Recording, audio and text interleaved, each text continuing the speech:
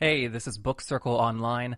I'm Jeffrey Masters, and today we are sitting down with the best-selling author, Jackie Collins. Jackie has sold over 500 million books in over 40 different countries, and today we're going to be talking about her newest book, Confessions of a Wild Child, and so much more, right after this. From the Library of Maria Menounos, this is Book Circle Online, featuring in-depth discussion, insight, news, and commentary on all the world's leading book titles and their authors. And now, Book Circle Online. Hi, Jackie. Thank you for being here. Well, it's a pleasure to be here with you, Jeff. Thank you. I've been Or should excited I call all you week. JJ? Please do.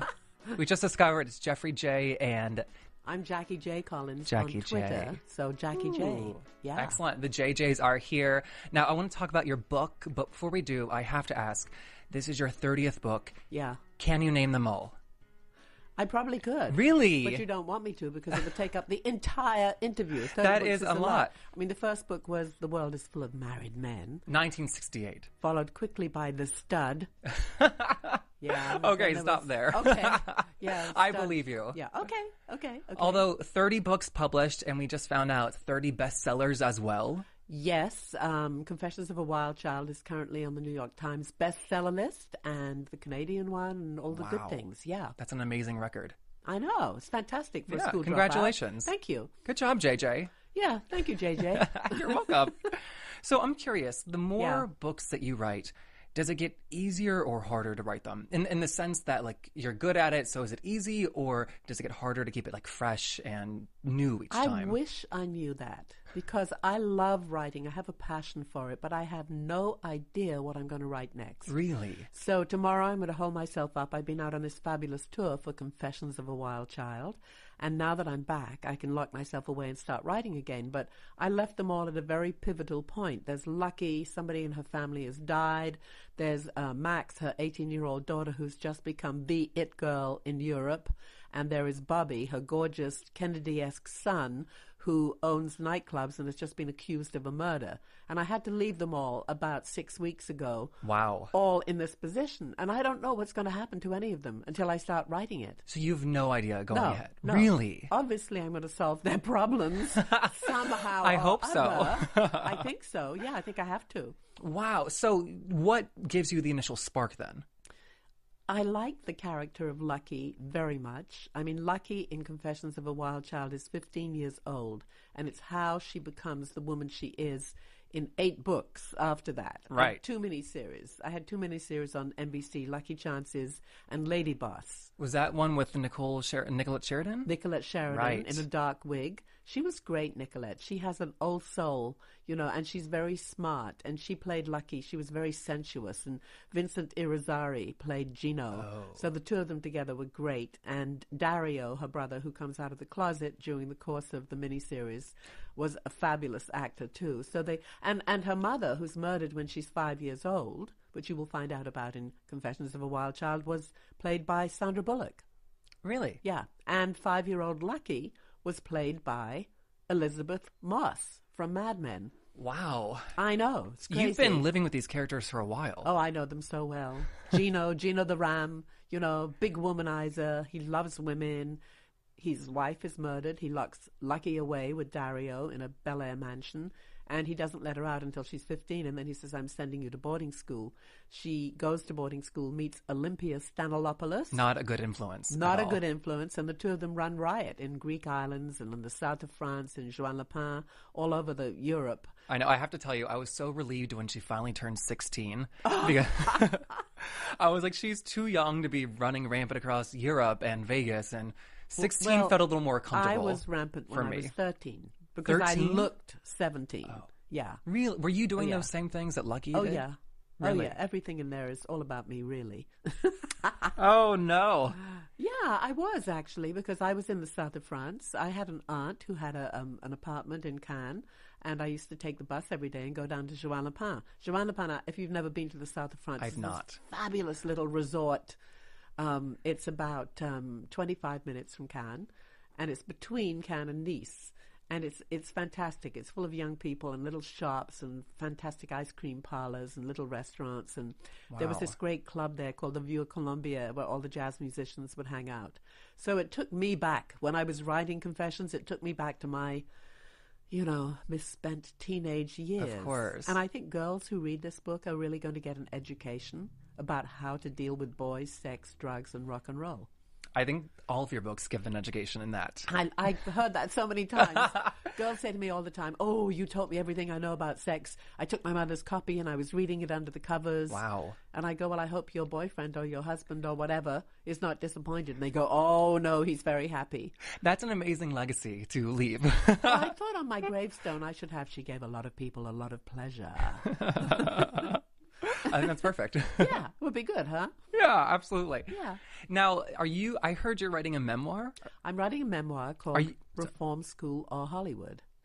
And as we know, you picked Hollywood. I picked Hollywood. If Lucky lives all of your adventures, are you going to have anything left to write?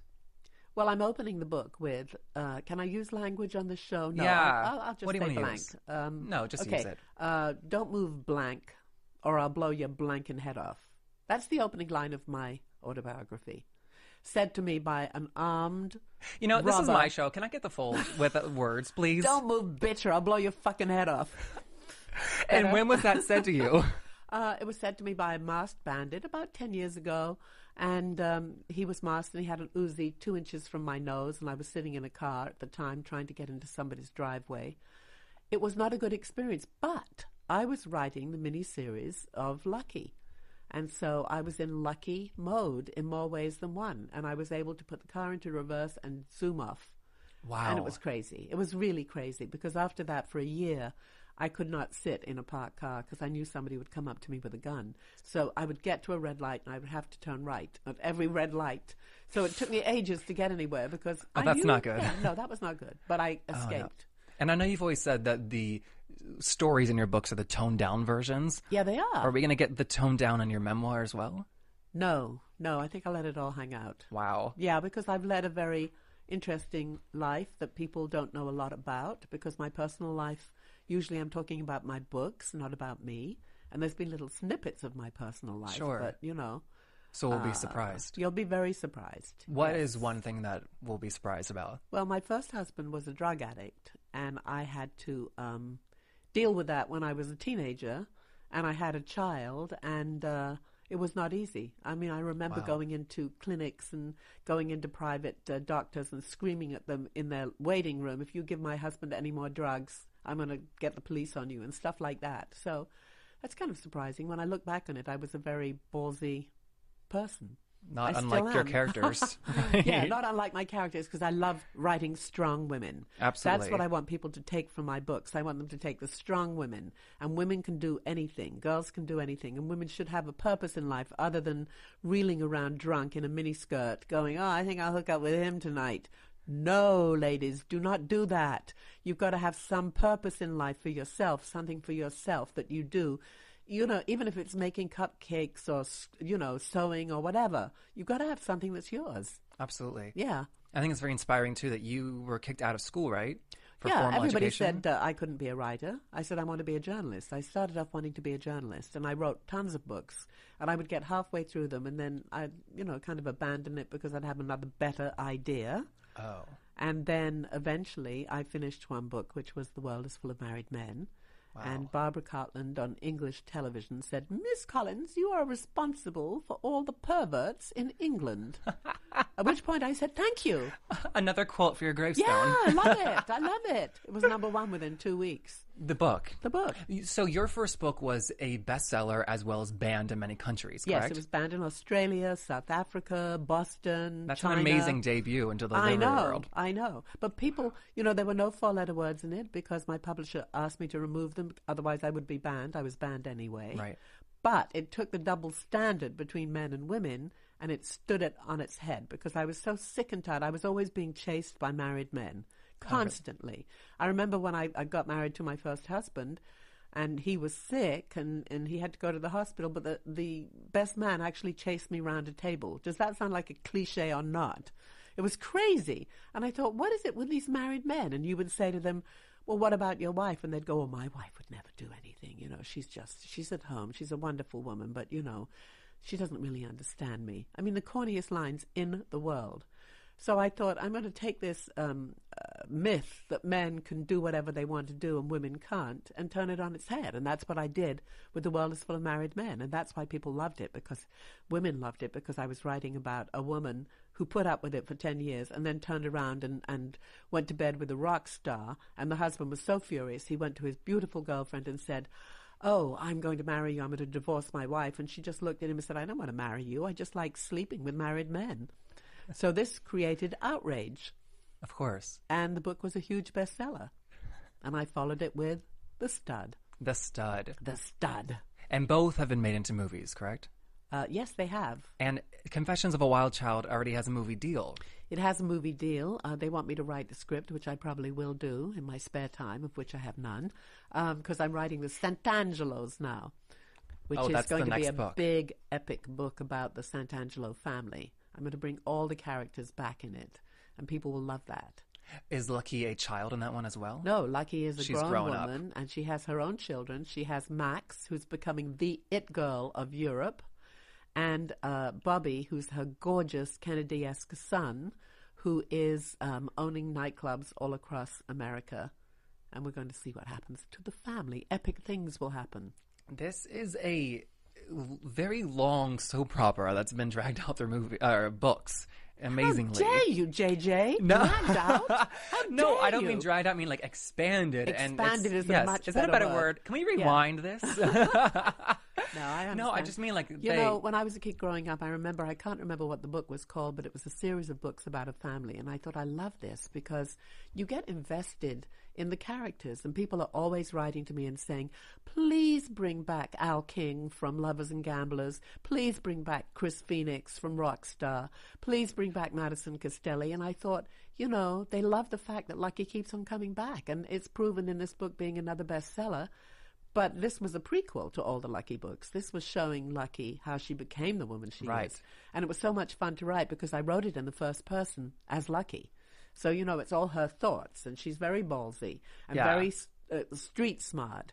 And I love that by the end of it, she figured out how to be manipulative and get what she wanted. And exactly. I'll be quiet for now, but I'll come back with a comeback. She had a plan.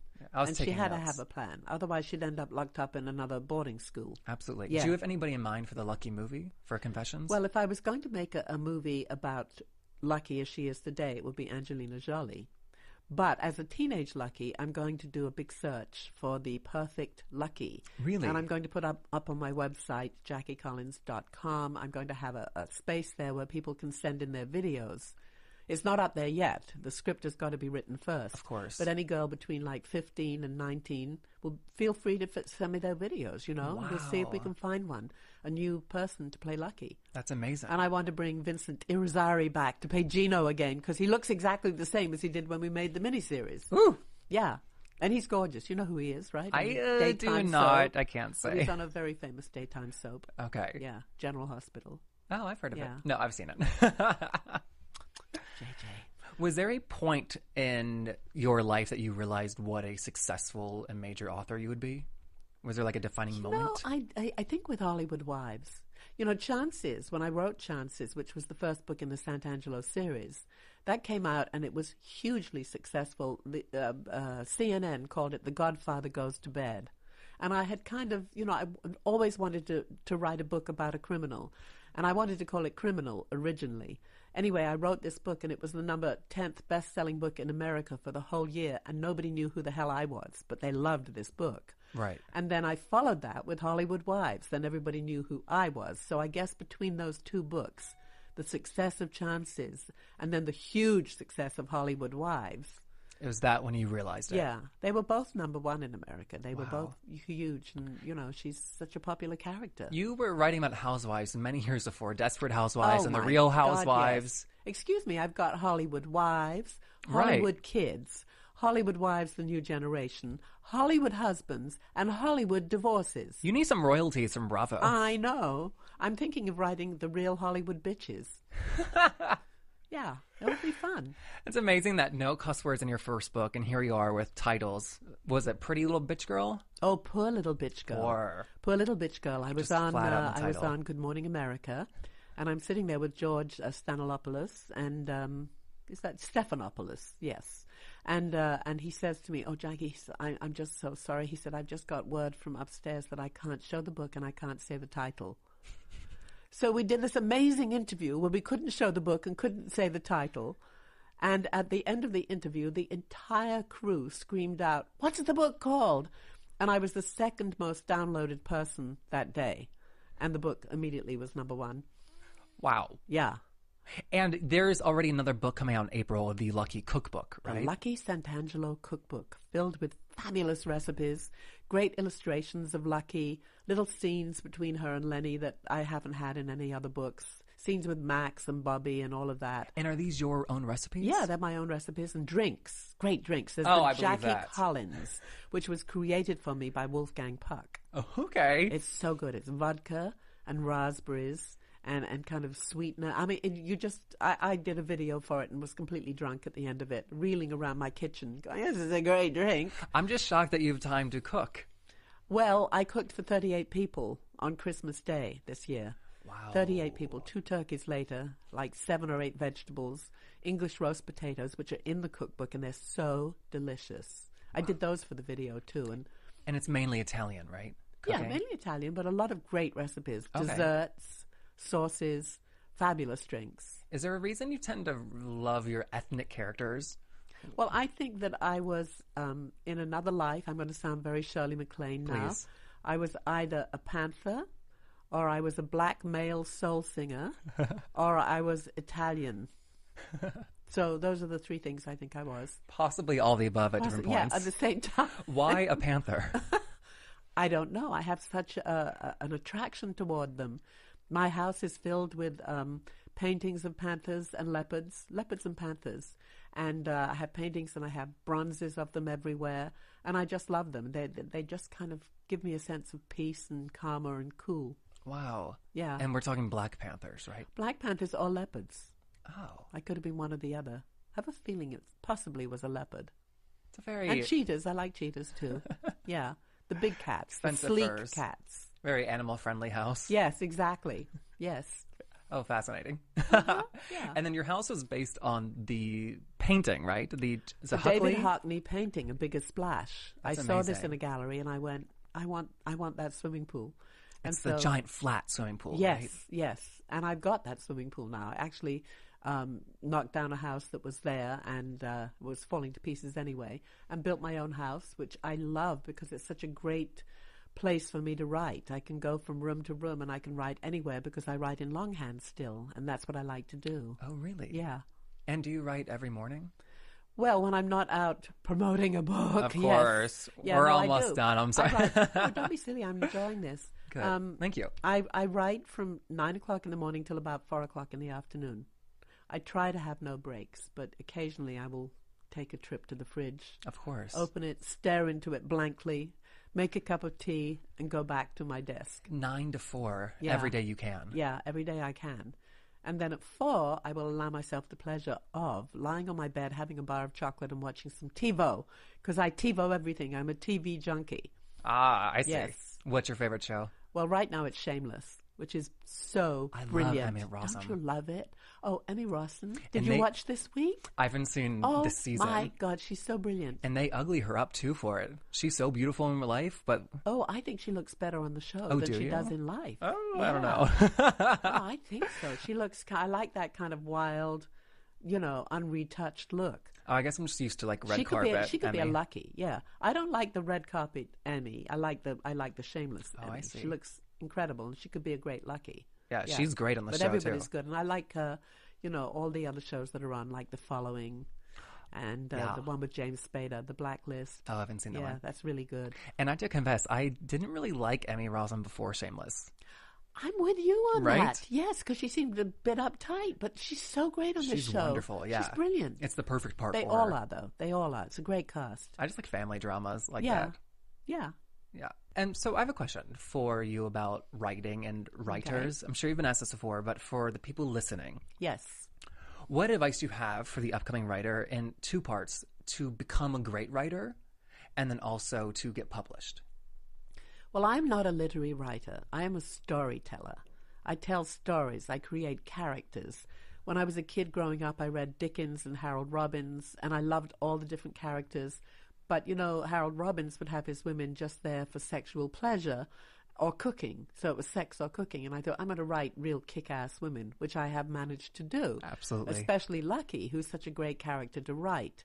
But if I was going to give advice to somebody who wants to write books, first of all, write about what you know. I was in a department store the other day buying beach towels, and the man sidled up to me who was selling me these towels, and he goes, Miss Collins, if you wrote about what goes on in this department store behind the scenes, you'll have a bestseller. And I said, oh, thank you. I think I've had a few of those.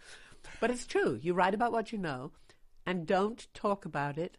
Do it. Write. Don't say, oh, I think I could do a book. I could write a... Don't do that. Write. Because people say they don't have time. I don't have time for anything, yet I manage to lock myself away and write for 6 or 7 hours a day. I mean, what you have to do is write. I mean, if you're not a writer, you've got a job, you write a page a day. The end of a year, you have a book. And whether it's any good or not, that's the next step. Because not everybody can tell a story. Most people can write little stuff about their life. But can you tell a story? Can you engage your readers? Can you create characters that people want to know about their sex life? You can't just throw sex into a book, because that doesn't work. You've got to care about the character to care about their sex life. And my books are called very raunchy. But if you think about it, you want to see Lucky perhaps go so far with Lenny, her husband, or the many men in her past. But your sexual imagination will also take you on that ride too. So I might take you to a certain place, and I know that you're going to enjoy the rest of it yourself, because your sexual fantasy might not necessarily be mine. Of course. Yeah. So those are my advice words. And then if the writer at the end of the year wants to try to get their work published. Oh, agent. You have to have an agent. And has that always been the case since when you've been writing in the 60s? Yeah, except I have to tell you this. I have a daughter, Rory, and she's written a book called Playing Along by Rory Samantha Lerman. It's a fabulous book. I absolutely love it. She couldn't find a publisher. She published it herself on ebooks, Amazon. It's up there. Anybody can buy it. She's getting incredible reviews. It's a quirky comedy about a English rock star and an American girl who's into green. And it's just really a terrific book. And she had to do it herself, and she did do it herself. So anybody out there, if they feel that they've got it, must pursue their dream, Absolutely. That's great advice. Yeah. And going back to the sex in all of your books, Yes. Why is all of a sudden 50 Shades of Grey so popular? Well, 50 Shades of Grey has been around for a very long time. Way, way, way back in, I think, the 30s and the 40s. There were books by people like Frank Harris, Tropic of Capricorn, Tropic of Cancer. All those books dealt in S&M. And so it's nothing new. Was it just it's timing? Just that timing was great and publicity was great. Whatever they did for that book, they did, a great campaign on it. And good for her. She sold a lot of books. And Absolutely. It gets people reading. And I love the fact that it gets people reading. It's not my kind of book, because my heroines like to kick ass. They don't like to get their ass kicked. That's a very important distinction, Yeah. I think, of your characters. Yeah, but I admire anybody who can write a book and have an absolute finish to it and then be hugely successful. It's great. Yes, definitely. What was the last great book that you read recently? Recently, I read a book called Angel Baby, and I've forgotten the name of the author, but it's so good. I loved it. I couldn't put it down. And I just read Harlan Coben's new book called Missing You, which is coming out in about 3 weeks. Okay. Terrific. Really an unputdownable book. And another book that I read recently that I liked a lot was The House in the Sky by Amanda Lindhout, which is about this woman who is captured in Somalia and held prisoner for 18 months. True life story. Wow. Yeah. Very riveting, very graphic, but very interesting. I will check those out. Yeah. When can we expect to possibly read your memoir? Oh, I'm working on it. I mean, it's going to be I don't want to say, I was born in London and blah, blah, blah. Sure. As I said, I'm going to start off with that scene, and then I'm going to do a lot of little scenes here and there, and then perhaps go back to the childhood in between. So we'll have more novels before that. Yeah, you'll have the Santangelos. I'm doing a book of photos called Jackie Collins Hollywood Snaps, because I've been taking photos ever since I arrived in Hollywood when I was a teenager. So I can go way back and do all these fabulous photos. Wow. I'm opening it up with these photos that I took of my sister, Joan Collins, and Warren Beatty when they were engaged. And I was like 15, and they're black and white photos, and they're doing the Three Monkeys. So I've got these 3 incredible pictures, and that's what I'm opening the book with. And these will be photos from when you were 15 to now. Yeah. Incredible. Yeah. Photos we probably have never seen. Oh, nobody's ever seen them. A lot of celebrity photos, funny ones. Dudley Moore standing on his head. Sean Connery and Roger Moore and Michael Caine posing together. People like that. And, it just goes up to date. It just is fun. It's a fun book, fun pictures. So you have lots of little hobbies going on. I do. Coming to fruition. I've come to the conclusion that I'm a control freak and I love it. But you're happy that way. I'm happy I'm that way. the same way. Yeah, I know. I love having my hands on everything. I designed my house, when we were building it. I've designed the interior of it. Everything is mine. It's my feelings about how I want to live my life. Absolutely. This has been so much fun. Thank you. Is there anything that you want to plug before you leave? No, JJ, you've done a fine job. Well, thank you, JJ. I really enjoyed it. Thank you so much. And what was your Twitter handle one more time so people Jackie can tweet? J. Collins. Jackie J. Collins. Yes. And I tweet from Jeff Masters 1. We will see everybody next time. Right. Thank you. Thank you, Jeff. From managing editor Jason Squamata, executive producers Maria Menounos, Phil Svitek, and Kevin Undergaro, we would like to thank you for tuning in to Book Circle Online. For more discussion, go to bookcircleonline.com. And if you have comments, questions, or book title suggestions, write us at info@bookcircleonline.com. I'm Sir Richard Wentworth, and this is Book Circle Online. BCO, join the circle.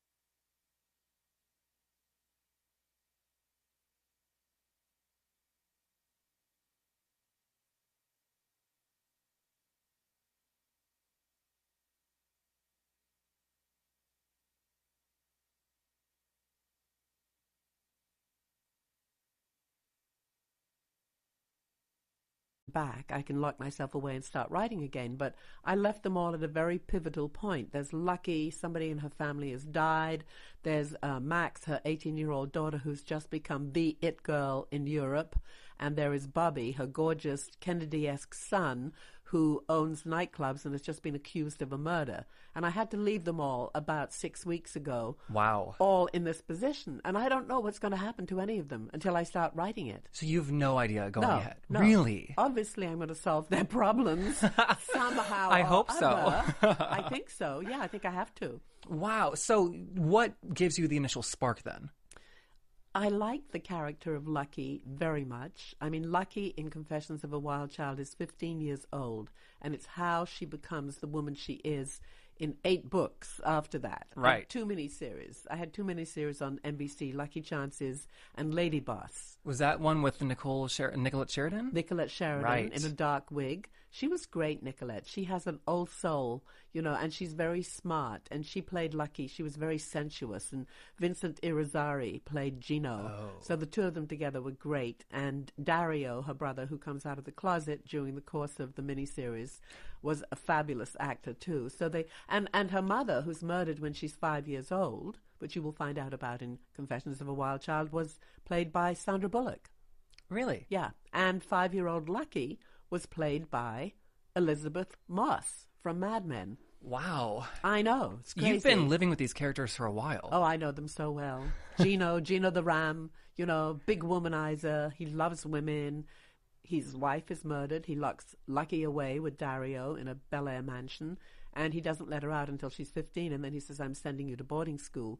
She goes to boarding school, meets Olympia Stanilopoulos. Not a good influence. Not a good influence, and the two of them run... I'll just what do you say want blank. to use? No, just use it. Don't move blank, or I'll blow your blanking head off. That's the opening line of my autobiography. Said to me by an armed this is robber. my show. Can I get the full with words, please? Don't move, bitch, or I'll blow your fucking head off. And when was that said to you? It was said to me by a masked bandit about 10 years ago. And he was masked, and he had an Uzi 2 inches from my nose, and I was sitting in a car at the time trying to get into somebody's driveway. It was not a good experience, but I was writing the miniseries of Lucky. And so I was in Lucky mode in more ways than one. And I was able to put the car into reverse and zoom off. Wow. And it was crazy. It was really crazy, because after that, for a year, I could not sit in a parked car because I knew somebody would come up to me with a gun. So I would get to a red light, and I would have to turn right at every red light. So it took me ages to get anywhere because that's not good. Yeah, no, that was not good. But I escaped. No. And I know you've always said that the stories in your books are the toned-down versions. Yeah, they are. Are we going to get the toned down in your memoir as well? No, I think I'll let it all hang out. Wow. Yeah, because I've led a very interesting life that people don't know a lot about, because my personal life, usually I'm talking about my books, not about me. And there's been little snippets of my personal life. Sure. But, So we'll be surprised. You'll be very surprised. What is one thing that we'll be surprised about? Well, my first husband was a drug addict, and I had to deal with that when I was a teenager, and I had a child, and it was not easy. I mean, I remember going into clinics and going into private doctors and screaming at them in their waiting room, if you give my husband any more drugs, I'm going to get the police on you, and stuff like that. So that's kind of surprising. When I look back on it, I was a very ballsy person. Not unlike your characters. Right? Yeah, not unlike my characters, because I love writing strong women. Absolutely. That's right. In Greek islands and in the south of France, in Joan Lepin, all over the Europe. I know. I have to tell you, I was so relieved when she finally turned 16. Because I was like, she's too young to be running rampant across Europe and Vegas, and 16 felt a little more comfortable. I was rampant when I was 13, because 13? I looked 17. Oh. Yeah. Really? Were you doing those same things that Lucky did? Yeah. Really? Oh, yeah. Everything in there is all about me, really. Oh, no. Yeah, I was, actually, because I was in the south of France. I had an aunt who had an apartment in Cannes, and I used to take the bus every day and go down to Joan Lepin. Joan Lepin, if you've never been to the south of France, I've not. Fabulous little resort. It's about 25 minutes from Cannes, and it's between Cannes and Nice. And it's fantastic. It's full of young people and little shops and fantastic ice cream parlors and little restaurants. And there was this great club there called the Vieux Colombier, where all the jazz musicians would hang out. So it took me back. When I was writing Confessions, it took me back to my, misspent teenage years. Of course. And I think girls who read this book are really going to get an education about how to deal with boys, sex, drugs, and rock and roll. I think all of your books give an education in that. I've heard that so many times. Girls say to me all the time, "Oh, you taught me everything I know about sex. I took my mother's copy and I was reading it under the covers." Wow. And I go, "Well, I hope your boyfriend or your husband or whatever is not disappointed." And they go, "Oh, no, he's very happy." That's an amazing legacy to leave. Well, I thought on my gravestone I should have, "She gave a lot of people a lot of pleasure." I think that's perfect. Yeah, would be good, huh? Yeah, absolutely. Yeah. Now, I heard you're writing a memoir? I'm writing a memoir called Reform School or Hollywood. And as we know, you picked Hollywood. I picked Hollywood. If Lucky lives all of your adventures, are you going to have anything left to write? Well, I'm opening the book with, can I use language on this show? No, yeah. What I want people to take from my books. I want them to take the strong women. And women can do anything. Girls can do anything. And women should have a purpose in life other than reeling around drunk in a miniskirt going, "Oh, I think I'll hook up with him tonight." No, ladies, do not do that. You've got to have some purpose in life for yourself, something for yourself that you do. Even if it's making cupcakes or, sewing or whatever, you've got to have something that's yours. Absolutely. Yeah. I think it's very inspiring, too, that you were kicked out of school, right? for yeah, formal everybody education? said I couldn't be a writer. I said I want to be a journalist. I started off wanting to be a journalist, and I wrote tons of books. And I would get halfway through them, and then I'd, kind of abandon it because I'd have another better idea. Oh. And then eventually I finished one book, which was The World is Full of Married Men. Wow. And Barbara Cartland on English television said, Miss Collins, you are responsible for all the perverts in England. At which point I said, thank you. Another quote for your gravestone. Yeah, I love it. I love it. It was #1 within 2 weeks. The book. The book. So your first book was a bestseller as well as banned in many countries, correct? Yes, it was banned in Australia, South Africa, Boston, That's China. an amazing debut into the literary world. I know. But people, there were no four-letter words in it because my publisher asked me to remove them. Otherwise, I would be banned. I was banned anyway. Right. But it took the double standard between men and women, and it stood it on its head because I was so sick and tired. I was always being chased by married men. Constantly. I remember when I got married to my first husband, and he was sick, and he had to go to the hospital, but the best man actually chased me round a table. Does that sound like a cliche or not? It was crazy. And I thought, what is it with these married men? And you would say to them, well, what about your wife? And they'd go, oh, my wife would never do anything. She's at home. She's a wonderful woman, but, she doesn't really understand me. I mean, the corniest lines in the world. So I thought, I'm going to take this. Hey, this is Book Circle Online. I'm Jeffrey Masters, and today we are sitting down with the best-selling author, Jackie Collins. Jackie has sold over 500 million books in over 40 different countries, and today we're going to be talking about her newest book, Confessions of a Wild Child, and so much more, right after this. From the Library of Maria Menounos, this is Book Circle Online, featuring in-depth discussion, insight, news, and commentary on all the world's leading book titles and their authors. And now, Book Circle Online. Hi, Jackie. Thank you for being here. Well, it's a pleasure to be here with you, Jeff. Thank you. I've been Or should I excited call all you week. JJ? Please do. We just discovered it's Jeffrey J. and I'm Jackie J. Collins Jackie on Twitter. J. So Jackie J. Ooh, Yeah. Excellent. The JJs are here. Now, I want to talk about your book, but before we do, I have to ask, this is your 30th book. Yeah. Can you name them all? I probably could. Really? But you don't want me to because it would take up the entire interview. 30 That books is a lot. I mean, the first book was The World is Full of Married Men, 1968. followed quickly by The Stud. Yeah. Okay, and stop there. Okay. Yeah. I Stud. believe you. Yeah.